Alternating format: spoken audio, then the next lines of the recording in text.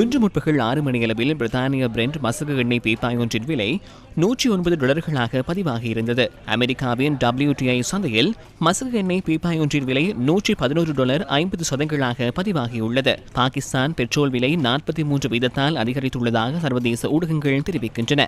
அந்நாட்டில் ஒரு கலன் பெட்ரோலின் விலை $6.20 ஆகும். ஒரு கலன் டீசலின் விலை $7.03 வரை அதிகரித்துள்ளது.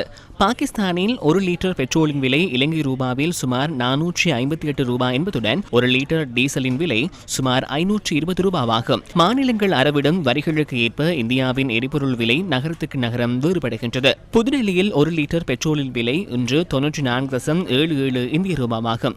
இது இலங்கை ரூபாவில் சுமார் $320 ஆகும். 1 லிட்டர் டீசல் $87.67 இந்திய ரூபாவாக காணப்படுவதுடன் இது இலங்கை ரூபாவில் சுமார் $296 ஆகும். இன்று மும்பையில் 1 லிட்டர் பெட்ரோலின் விலை $103.54 இந்திய ரூபாவாக பதிவாகியுள்ளதுடன் இது இலங்கையில் $350 ஆகும். நெருக்கடியை எதிர்கொள்வதற்காக இந்தியா நவீன எரிசக்தி வழிகளுக்கான முதலீடுகளை அதிகரிப்பதில் கவனம் செலுத்தியுள்ளது. எரிபொருளை இறக்குமதி செய்ய முடியாமல் ஆஸ்திரேலியா கடும் நெருக்கடியை எதிர்நோக்கியுள்ளது.